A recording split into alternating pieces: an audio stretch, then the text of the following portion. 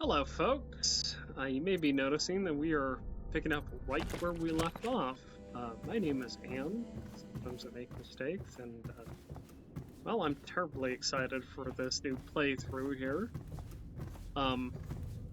Cute little chair. Yes, I'll go to sleep now. Somewhere else.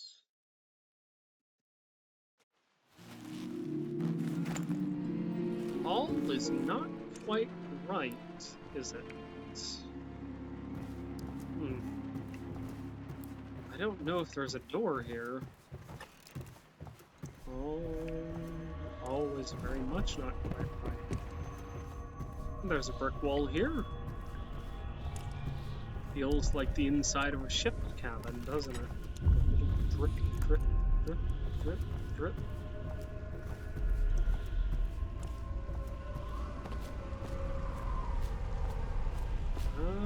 Yes. All is deeply, deeply wrong. Strange gravity. Hello, Corvo. Your life has taken a turn, has it not? The Empress is dead. Her precious daughter Emily is lost somewhere in the city, and you will play a pivotal role in the days to come. For this, I have chosen you and drawn you into the void. I am the outsider, and this is my mark. There are forces in the world and beyond the world, great forces that men call magic. And now, these forces will serve your will. Use this newfound power, my gift to you.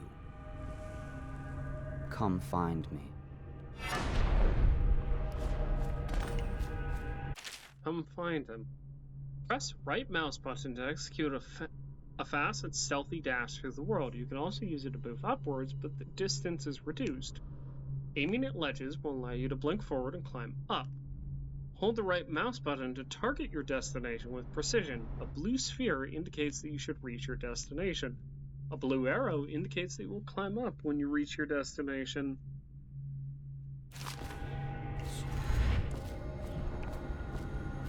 Oh. You can see here, we've got a lovely little blink. And a leap of faith. Hero's spiritual remedy. You cannot save her, you cannot save her, you cannot save her.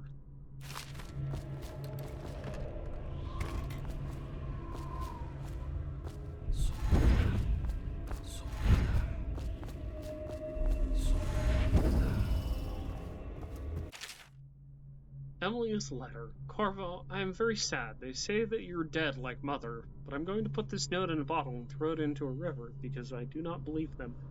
Living here is very strange. I do not like it, so please come for me if you can.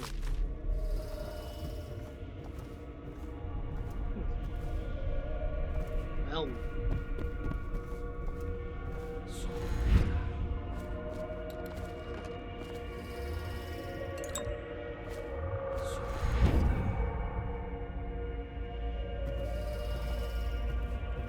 Bit of a challenge, that is.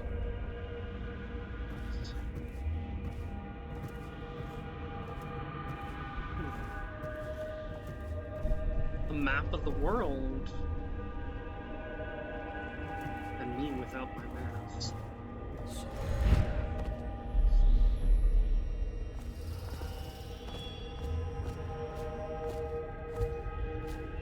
Docked and Fulton Square. Some large stiltmen.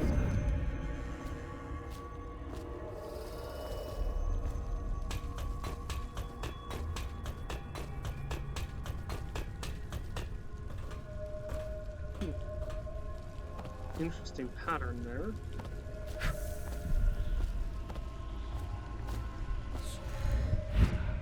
Water flowing upward. In the days that follow, your trials will be great, Corvo. Seek the ancient runes bearing my mark in the lonely places of your world, and at shrines raised in my name. These runes will grant you powers beyond those of other men.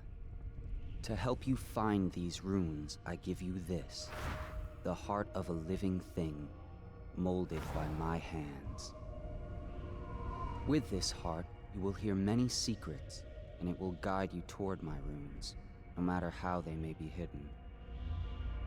Listen to the heart now, and find another rune.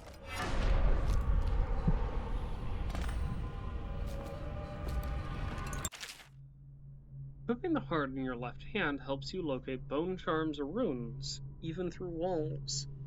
The heart beats faster and lights up when you're facing a bone charm or rune, and it beats faster as you get closer. But the heart will whisper secrets if you press right mouse button while targeting personal information. This place is the end of all things, and the beginning. All of time is meaningless here. Neither seconds, nor centuries. Someday this place will devour all the lights in the sky.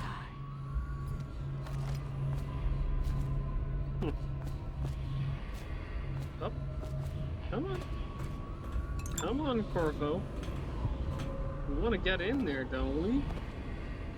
The one who walks here is all things. Cradle songs of comfort in bones gnawed by teeth. This is the place from which those who dabble in the black arts draw their power.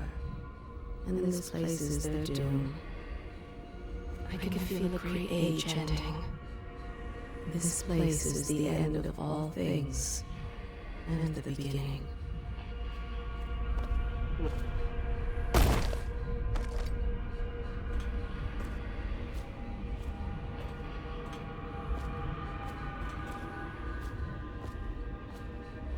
All of time is meaningless here. Neither seconds, nor centuries. You can see it's pulsing white.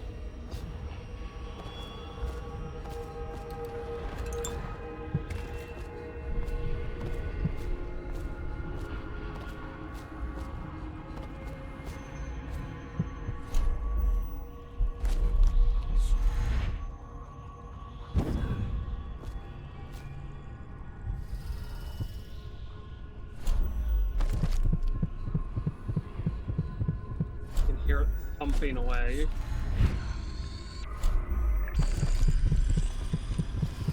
Someday this place will devour all the lights in the sky.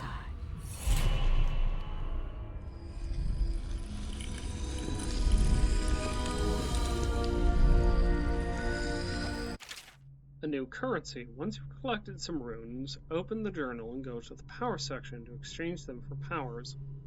Runes can be collected and used to acquire supernatural powers. So it's recommending either dark vision or vitality. Now, I'm not the sort of person who ever remembers that I have dark vision. So, you know, I don't walk into a room that's dark and immediately scream I have dark vision. I go, here, let me light it up. Oh, right, I have dark vision, don't I? See in the dark and see living beings through walls, including their fields of vision. Representations of the sounds that you make are also visible. See in the dark and see living beings through walls. See useful objects and security systems through the walls as well. Agility is what we're after. How you use what I have given you falls upon you, as it has to the others before you. And now I return you to your world, but know that I will be watching with great interest. So, yes. A reminder to all citizens, inspect your neighbor's spaces closely. If there is any sign of robbery, started by one of the city watch. Early stages of the plague can well and Rumors and sightings. Gowd.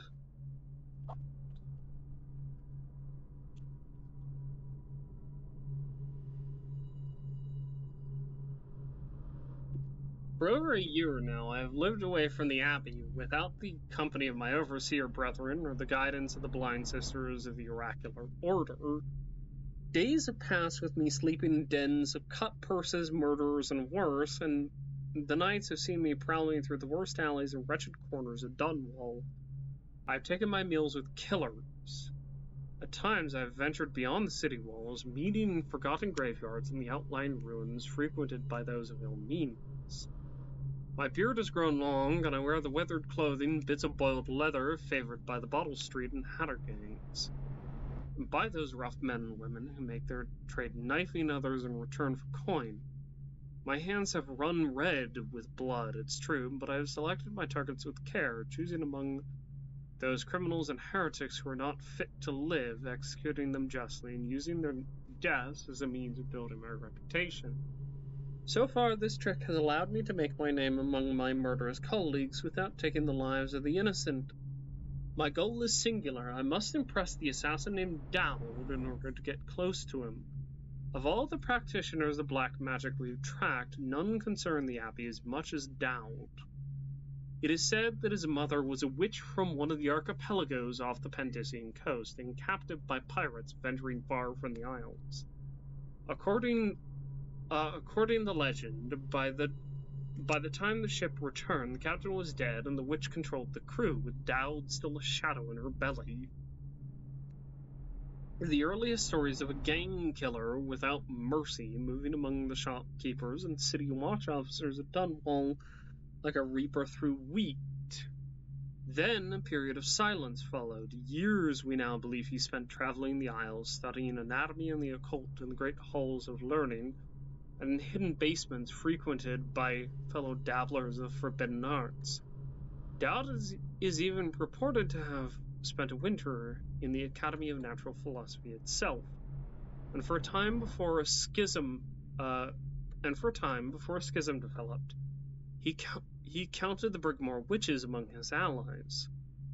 All the while he honed his craft, and it is during that time that we believe that he began to consort with the outsider. New reports emerged of a dusky-skinned assassin, paid by the elite to eliminate their rivals in Dunwall and in the other major cities across the Isles. Those who saw him and lived numbered in the handful, but all of them reported something strange. He appeared and vanished like smoke. From a nearby rooftop he gestured, and a noble woman stumbled from her balcony, falling to her doom on the cobblestones below. Most recently, as this new threat of plague has risen in Dunwall, Dowd has been seen leading a group of men in dark leather, dressed as factory whalers in their vapor masks. They seem loyal beyond comprehension for one so unworthy, leading me to wonder if some of his magic is dedicated to lulling their minds and enslaving them. Only a month ago, one young girl claims to have come upon a strange scene, carrying a bottle of milk home to her crippled brother. She was taking a shortcut through the tailor's district. In a narrow street, she passed beneath a window and heard unusual sounds from within. Pushing aside the ratty curtain, the girl saw into an abandoned apartment used by miscreants for gambling and trading haberweed. An occult shrine had been erected against the far wall, which she recognized from teachings given by her local overseer.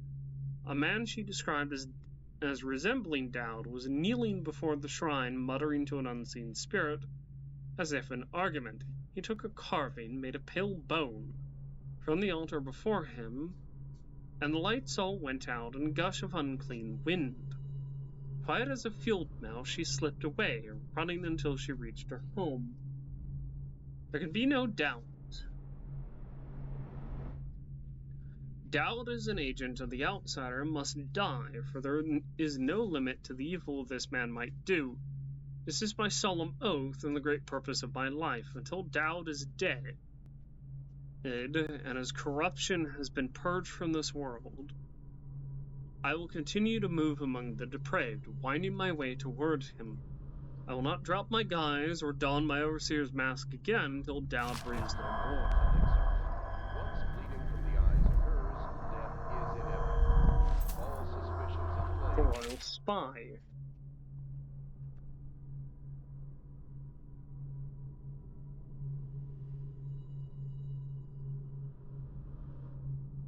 Excerpt from the personal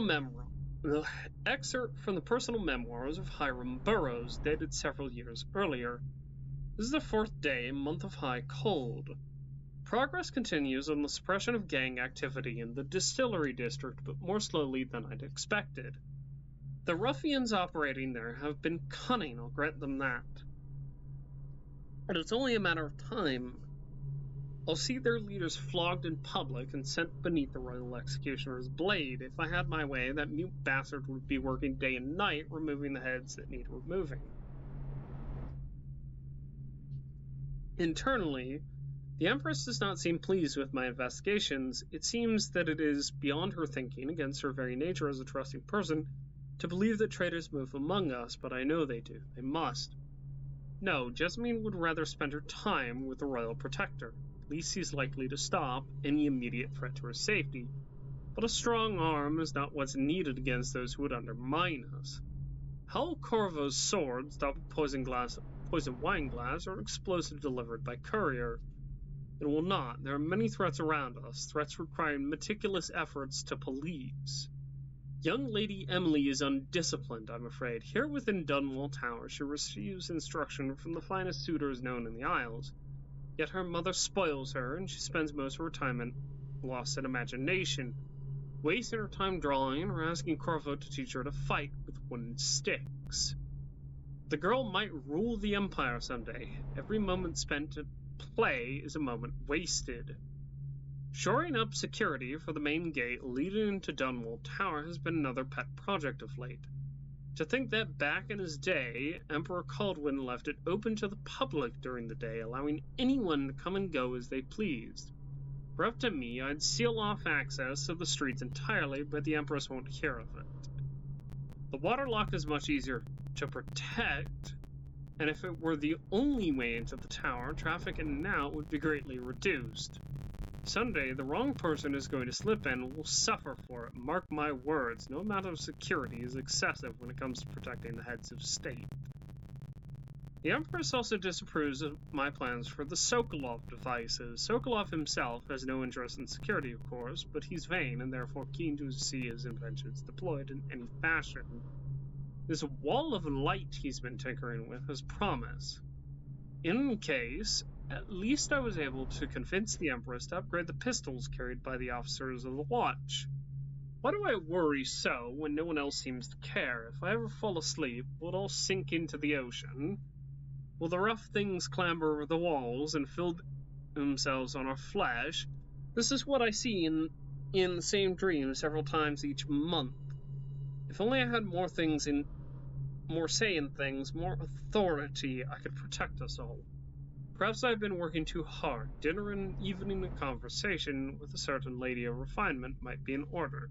Perhaps somewhere nice in the estate district. Hiram Burroughs, Royal Spy Master. Massive severity must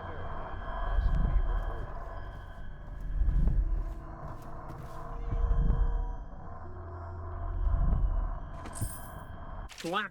Early life and criminal record. Slackjaw. Lovely.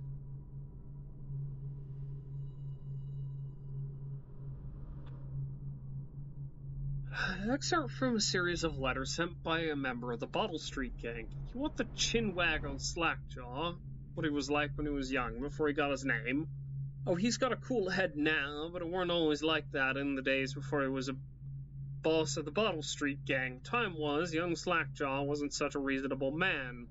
Like most of us, he grew up on the streets, running with a pack of ragamuffins and avoiding the law, pinching whatever he needed. Dark-haired and dark-eyed, smoking a pipe by the age of 10. For them born into the brothels or coming from the orphanages, it was either the gangs or working with the mudlarks, and no one wants that. Some got pressed into the Navy or put down in the mines by the Pendleton or Boyle families. As hard as it was on the streets, as hungry as we all got, at least we was free. One time we weren't little uns anymore, Slackjaw was one to watch, usually calling the shots when we took down a farmer's cart or sidewalk street vendor. He'd come up with a plan, give everyone some part to play, and decide on the split. Most of us just went along because we learned fast and we made out better like that. More food, more coin, plus none of us wanted to deal with Slackjaw when he was in a rage. He worked on a couple of big jobs with Black Sally across the town, and that was enough to get the attention of the other bosses. He wasn't just a street kid anymore. He was an up-and-comer, which meant trouble. Another guy who fancied himself as such was Mike the Fish, who was working his way up running the protection racket among factory women. One fine day, we were talking a bawdy show in the theater house. Mike the Fish and his lot are there in cheap seats too, just down the aisle from us.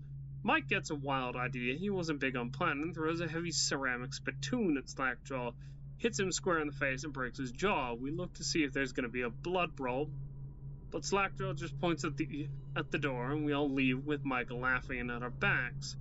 Waking up next day, without telling us why, Slackjaw motions for us all to follow. He still can't say a word, so we just come along. We stop at the dock, and Slackjaw buys, actually pays coin for it, a heavy chain covered in hooks. It's for fishing the deep, something you'd attach to a long line off a ship. It's about 4 feet, made of thick links, and there are shark hooks coming off it at different angles. Slackjaw's got that thing wrapped around his left arm, dangling at his side. Not sure how he knew where Mike the Fish was staying, but when we reach his girl's house, Slackjaw throws a bottle through the window just like that. It's almost noon. There's a bunch of screaming inside, and Mike pokes his head out, looking wide-eyed, baffled. When he sees Slackjaw out on the street, a look comes over his face that still gives me the willies. Pure murder. Mike comes out the side door, bellowing like a blood ox, holding a cleaver, heading straight for Slackjaw. When they come together in the street, Slackjaw spins, and the shark hooks bite deep into Mike's arm and shoulder. He screams, but Slackjaw holds on to the chain. He's standing there with the jaw broken, clenched tight, with the chain wrapped around his left arm, hook sunk into Mike the Fish, just knifing him as fast as he can. Mike couldn't fight very well, hooked like that and using his left hand, but he was a big guy and it took a lot of stabbing before he went to his knees. Everyone was just cheering at first, but then we all went quiet. It just kept going and going until finally it was just Mike the Fish blubbering and crying like a baby and the sound of Slackjaw's knife.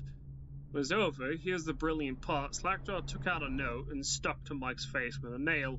It just said, "If you want a job, come to Bottle Street." Slackjaw didn't talk right for a couple of months, but word spread fast. By the end of the year, we had a sizable gang running. He sent out letters to the other bosses telling them that he was running a brand new crew over on Bottle Street. Most of them laughed or beat up guys who delivered letters. There's Green-Eye Trish even came back missing a thumb, but apparently Slackjaw was expecting that kind of reaction and had a backup plan. A week later, 4 of the bosses were dead. Seemed like a series of unfortunate events, but everyone knew better.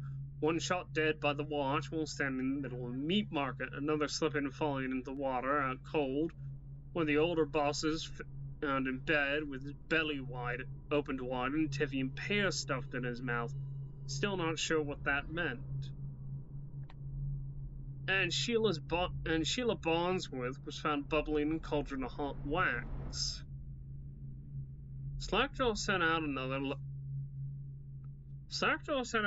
set of letters, offers to the underbosses telling them they'd be treated fair as peers. He even sent Green-Eye Trish with one of the letters. All of them underbosses accepted. After spilling the guts of his main competition, Slackjaw went in for stabilizing his business, real neat-like. Calling favors, smoothing things over, giving everyone a little bit of coin or drink as a bonus, showing what he could be like as boss, so everything got quiet, which always makes the boys of the City Watch nervous, of course.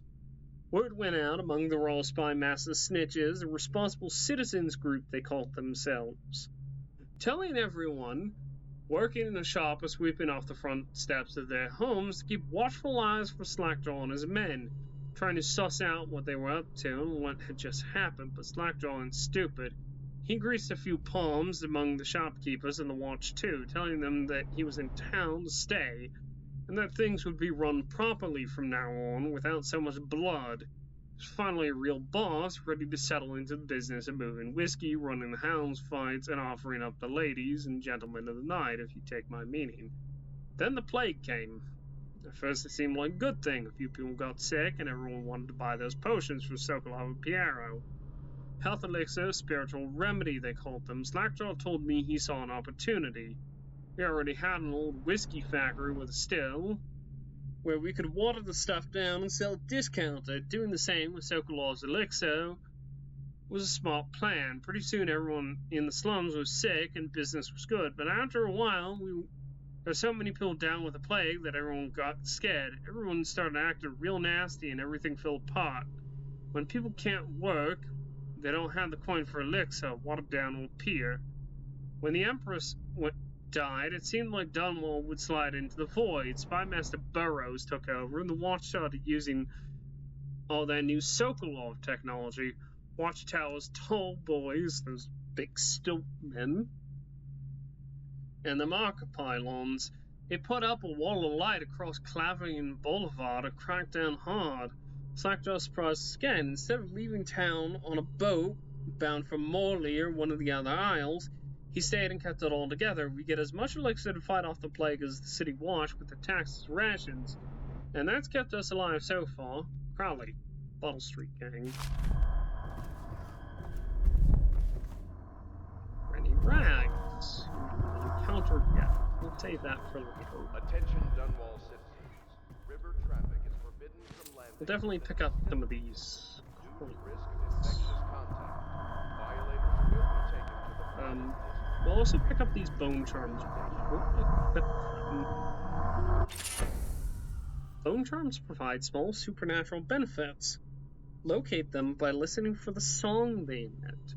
By default, you can activate up to 3 bone charms at once in the bone charm section of the journal.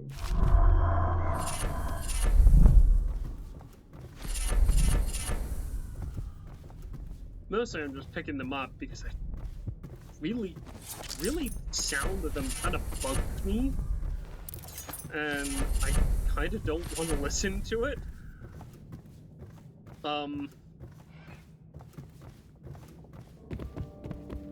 Interesting that we've not found like coal chute in here anywhere.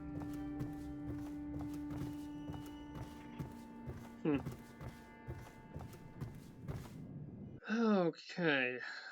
We'll call it a part there, and then next episode we'll jump right back into the game.